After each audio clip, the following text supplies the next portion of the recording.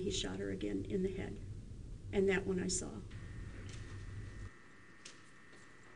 Scott backed out of the bathroom and turned slightly towards me. I remember seeing his hand at his side, right next to his leg, and there was a gun in his hand. When I saw the gun, I yelled at him. I called him a bastard. I said, "What are you doing?" I said, "Leave her alone. Get out of here while you can. Just go."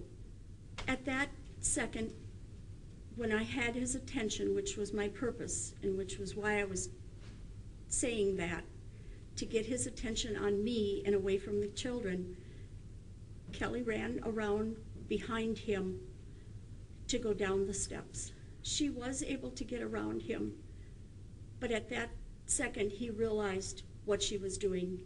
He went right after her. I remember just a small scream that came from her as she ran. He was right behind her. I grabbed for him, trying to get a hold of him, but I couldn't get a hold of him.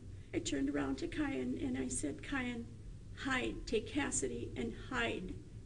And then I went as fast as I could out down to the back door. I remember the first shot that I heard. I went out the door as fast as I could go down the steps. I looked, and Kelly was by my car. I believe she was on her hands and knees at that time, and he was standing behind her. I know I yelled at him to stop, to leave her alone. I said, "What have you done?" Something to that effect. As I walked up to him, he just calmly raised the gun and shot me. It was like a burning. It didn't feel like you would think a gunshot would feel. He just looked at her. By then she was on her back, and he raised the gun and he shot her again in the head. It was out of the side of my head, I saw a car coming down the road, and I just screamed as loud as I could for just anybody to come and help. And the car kept going.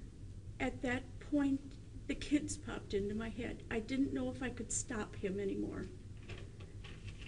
And I saw the damage that had been done at that point to her.